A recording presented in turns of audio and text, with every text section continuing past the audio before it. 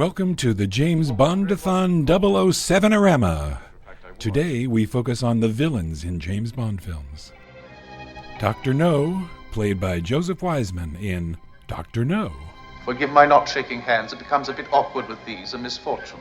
You were admiring my aquarium. All Bond supervillains are essentially the same. A man with a brilliant but diseased brain whose pleasure it is to kill James Bond after he's swapped bon mots with him.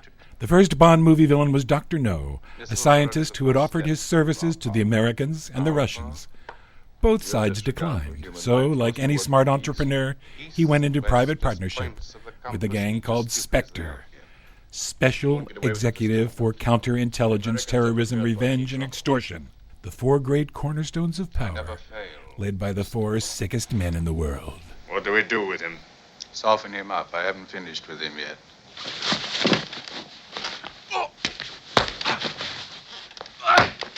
James, we will miss the plane, and we will... Hello, Paul. Every supervillain in a Bond film, every brainiac maniac, needs a thug, a henchman or henchwoman, to carry out their evil deeds, and who fight Bond to the death, usually theirs. The first famous one was Rosa Klebb, played by Lotte Lenya in From Russia with Love. Klebb. The name Rosa Klebb is a Russian translation of the international labor slogan, Bread and Roses. And Rosa is a SMERSH agent, that is to say, part of the KGB's thug squad, who has gone over to Spectre. In her big fight with Bond, she's got a poison-tipped shoe.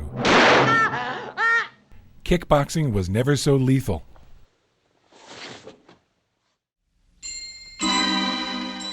Oddjob, played by Harold Sakata in Goldfinger. Oddjob is what you might call executive assistant to Auric Goldfinger, his bodyguard, his chauffeur, his golf caddy.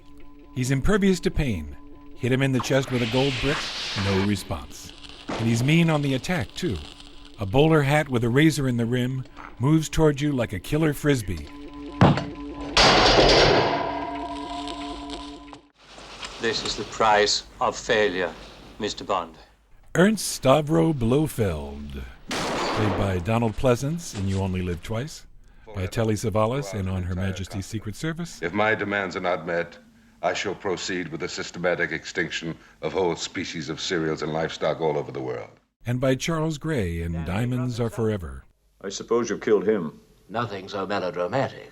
I'm simply holding him in cold storage, so to speak. Ian Fleming, the author of the James Bond novels, conceived Blofeld as a chameleon character, his features ever-changing. What do you intend to do with those diamonds? The producers of the James Bond films liked him enough to put him in 7 different movies, though he plays prominent roles in only 3. If I were to break the news to anyone, it would be you first, Mr. Bond. You know that. Francisco Scaramanga, played by Christopher Lee in The Man with the Golden Gun. Christopher Lee has been in movies for ages, playing suave or surly villains. In the 50s, Frankenstein's Monster and Dracula. He was also in the Star Wars and Lord of the Rings series. He's a superb villain as Scaramanga, entertaining and entrapping Bond in his secret island hideout. Jaws, played by Richard Kiel in The Spy Who Loved Me and Moonraker. This 7-foot 2-inch Hulk was a cemetery plot salesman before turning to acting indelibly as Jaws in 2 Bond films. In the first, he's a strong man for villain Carl Stromberg, who kills his villains by biting their jugulars with his steel teeth.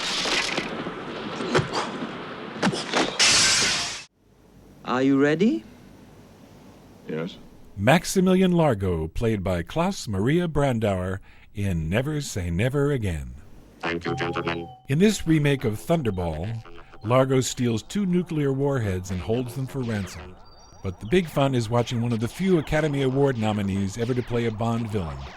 Danger, danger, danger. And Brandauer is maybe the only one of these lofty international fruitcakes who entertains the idea that, yeah, maybe he is crazy. He's never gone this far before. He's certifiable. Max Zorin, played by Christopher Walken in A View to a Kill. After David Bowie turned down the role, saying he didn't want to spend 5 months watching his stunt double jump off cliffs, the part of Max Zorin went to Walken, who always emits a kind of goofball sulfur.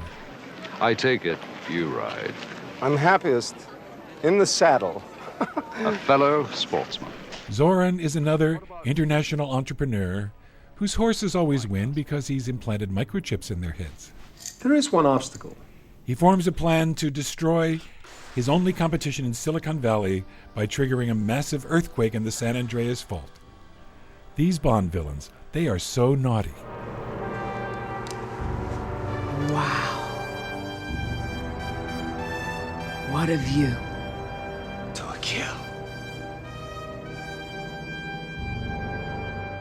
You're late, 007. I had to stop in the bathroom. Ready to save the world again? After you, 006. Alec Trevelyan, played by Sean Bean in GoldenEye. James? For England. For England, Alec. Perhaps the worst kind of villain is a person you once knew as a friend.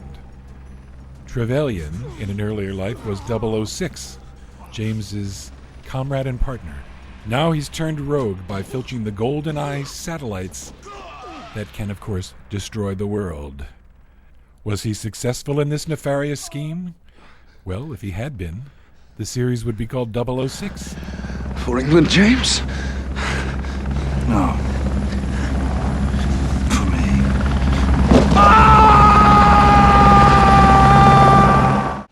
Molaka, played by Sébastien Foucan in Casino Royale.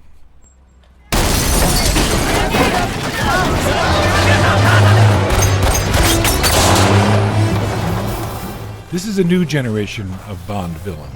A bomb maker who doesn't say much but gets around quite smoothly, using the parkour techniques of jumping over railings, tap dancing on roofs, and kicking a British agent where it will do him the most harm, with the ladies.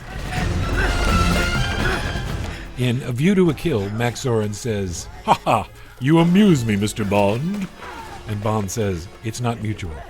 But these and many other Bond villains have amused us. They radiate old-world decadence and give us old-fashioned thrills. The actors playing Bond may change every few years, but villains are forever. This is Richard Corliss for Time Magazine.